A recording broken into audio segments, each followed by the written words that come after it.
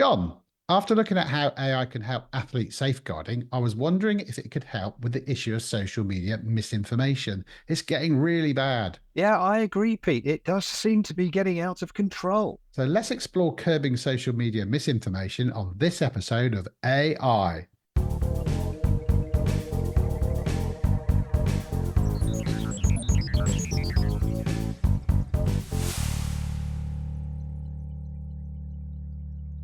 Hi, and welcome to the channel. My name's Pete Weir. And my name's John Prideaux. John, some people are concerned that AI models are not doing enough to challenge people's belief in false information they see on socials. Other people think that's going to be a form of censorship. Well, yes, Pete, we've seen how misinformation can lead to some quite extreme reactions and violence by some people. So why don't we put the models to the test and see how they respond to questions about misinformation and conspiracy theories? I think we should look at the three models: Gemini, ChatGPT, and Copilot. How about that? Yeah, that sounds good. They're the most popular ones, and they're all appearing on our phones now because Gemini is going to come on Android phones. ChatGPT or OpenAI is going to be on your Apple phone, Apple Intelligence, and Copilot, I'm sure, is going to turn up on all those Microsoft phones that some people have still got. Yeah, there'll be no escape. I thought the biggest one that we should test is global warming. Some people believe that global warming is a conspiracy. Do they? Still? They do. Once these things get a grip, sometimes they can be quite hard to shake off. Once people's minds are set, they can be pretty difficult to change. Yeah. So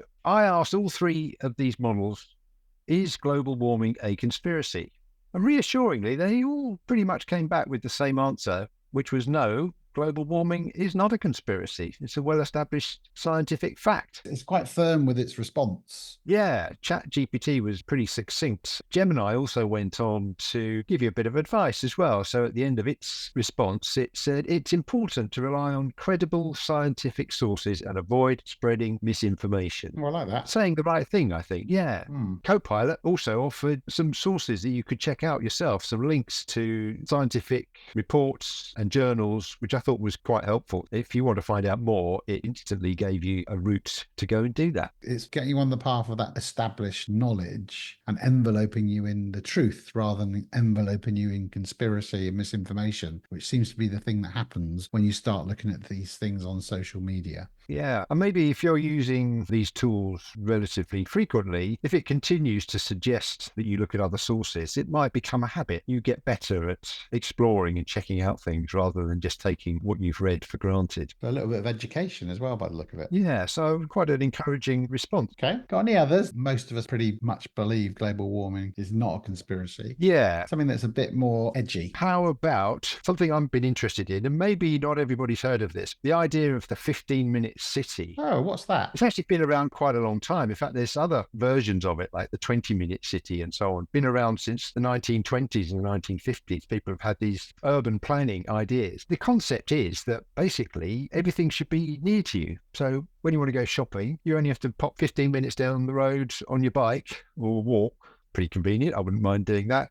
And you shouldn't have to go further than 15 minutes to go to work. So you work, shop, play, all in the same vicinity. Which seems like quite a good idea. Sounds great. Obviously, there's huge implications for how you design an environment that would actually work like that. Right. But this has been picked up by some people and turned into a conspiracy theory about governments wanting to control our lives and keep us locked into our cities and not allow us to go beyond 15 minutes. Right. Which is a ridiculous idea. No one's saying you can't go beyond 15 minutes, but wouldn't it be great if you could? Yeah. All the environmental benefits and so on. We'd need to be tagged. Well, you just get your COVID vaccine for that, can't you? Oh, yeah, with the chip in it. That's true. Very good, yes. I thought, well, let's see what these large language models have to say about that. Gemini said the claim that the 15-minute city... Hang on a minute. What? Gemini's just told you a definition of the 15-minute city. You didn't ask for that. It did, didn't it? Well spotted. But you know what it is. Didn't even ask you if you knew what it was. Bit of mansplaining there. Is it men again configuring these tools? Well, is that just another one of your conspiracy theories, Pete? It could be, actually, yes, indeed. Anyway, let's skip beyond that. Okay. Yeah, so it does say that this claim is largely unfounded and based on misinformation. Well, that's a bit weaker, isn't it? Largely unfounded, whereas the one on global warming was very strong, saying it was unfounded. Yes, but then it does go on to say it's important to critically evaluate information Mm. and avoid spreading misinformation. Again, it's reinforcing this idea that we shouldn't spread false information. Okay. The ChatGPT also was a bit non-committal, I think, with it's a nuanced topic with valid arguments on both sides. Yeah.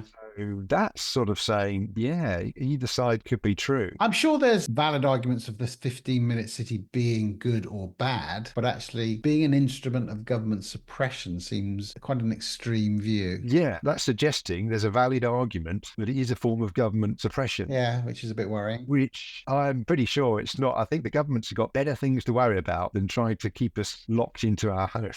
Yeah. It wouldn't be very good for the economy. I mean, there's a dichotomy there. It's a great idea, but it's expensive. And if it limits people moving around, maybe they'll spend less money because they've only got one cinema 15 minutes away that they can go to. It might socially suppress people, which isn't the intention, I don't think, but actually the result of giving people everything they need within a 15-minute radius means they're less likely to socialize outside of that. Yeah. And therefore, over time, it might encourage people not to do it just because of their social behavior. Yeah. And maybe there'll be social pressure to not go beyond 15 minutes. And, if you're spotted 30 minutes away from your home, it's frowned upon by your neighbors. It's like in COVID when, oh, look, he's been out for more than an hour and a half having exercise.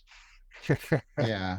So if you combine this with the global warming, you could say, why are you taking your car half an hour away to the cinema when we've got a cinema here Yeah. and we've got this big problem with global warming? You're causing it. Yeah. So therefore, your peer pressure might be interesting, might it? Of course, Pete, we're also adding to global warming by using AI because it uses so much more energy. Unfortunately, yes. Luckily, we're not using it here. We're doing PowerPoint, which is much better and more efficient. Yeah, Copilot was good at saying it wasn't an instrument of government suppression. And again, it added this idea that you should critically evaluate information and asking if I had any more questions to ask. Yeah, that's quite nice. A bit more of a multifaceted response there.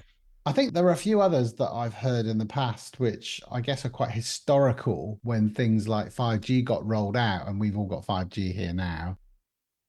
Have you asked anything about that type of misinformation? I did actually. The one that I'd heard was that 5G was causing COVID at one time, spreading the virus. Yeah, I remember that. All the models were pretty emphatic about this, all starting with no, 5G technology does not cause COVID-19. This is a conspiracy theory that gained traction early in the COVID-19 pandemic, but has no scientific basis. That's very strong, isn't it? It is. And maybe this is perhaps, Pete, where this has been around longer. There's more information in the model's databases that refute this. Yeah. Therefore, the message is stronger. In hindsight, with all the information we know, of course it doesn't. Yeah. But when 5G was first rolled out and COVID-19 appeared and that was all new, it's very unclear what information's around. Yeah. And it's quite difficult to find the real information. And once these stories break, lots of people do research. Yes, exactly. There's a challenge. If I post something today, some toxic information that's going to cause a reaction, no one's had time to refute it yet. The models have more difficulty giving a balanced response to that.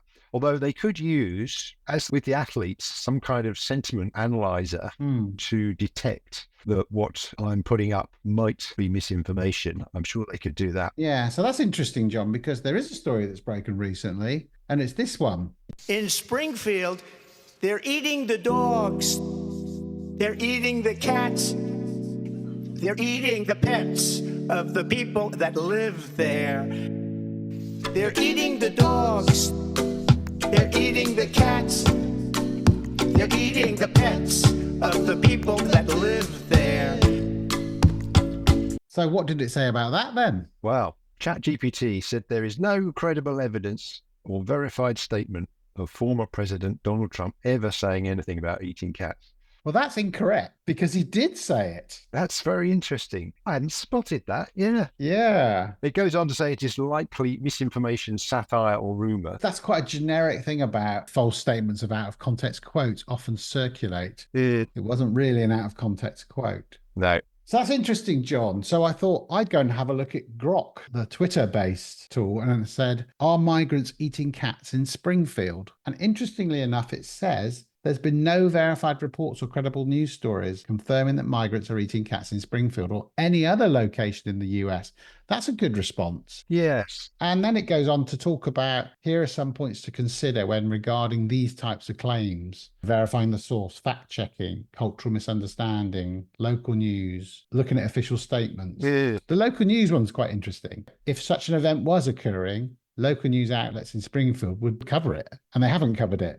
Yeah. So actually, just looking at Facebook posts and thinking that's a true story, if it's not covered by local news, it's very unlikely to be true. That's quite a long list, though, isn't it? It's putting a lot of onus on me to go and do those things. So what it's saying is, if you see a tweet like this, do these 6 things before tweeting back. Well, to be honest with you, you're right. In this day and age, nobody is going to do that. I'm not going to do that. But we're doing quite well at identifying some of these issues. Yeah. What if we could get an AI tool to do those 6 things for us? Yeah. Following on from the athlete safeguarding, where there was a model built that was actually trying to identify harmful tweets on social media, I'm wondering if these tools could start looking at some of the tweets we're seeing in real time and stamp out that misinformation. Yes, it sounds feasible as well. Just put the 2 things together. Here's some examples where it's clearly misinformation about migrants, but you can see the number of likes and the number of retweets is actually causing a snowball effect in that piece of misinformation.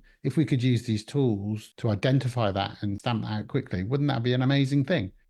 Yeah. So it seems like these models, John, are giving quite a positive, balanced report back on things like misinformation. It's trying to educate us in where we should be looking to verify these things we're seeing on social media. Although the effort it's suggesting we do, I don't believe most people would put in. No, I think you're right. It was better than I thought it was going to be. Copilot is quite good that it does give you some ready-made links that you can follow. Some of the others offer different types of advice. And also, it seems to vary in the amount of detail and persuasion depending on the topic as well. It's an interesting area. The style, some of it's very formal and some of it's more personal, where it's talking to you in the first person, which I think is quite pleasant, actually, or other people would find creepy. It depends, doesn't it? Because I look at that and think, you're a computer. You're not an actual person. Stop talking to me like you're my friend. Yeah.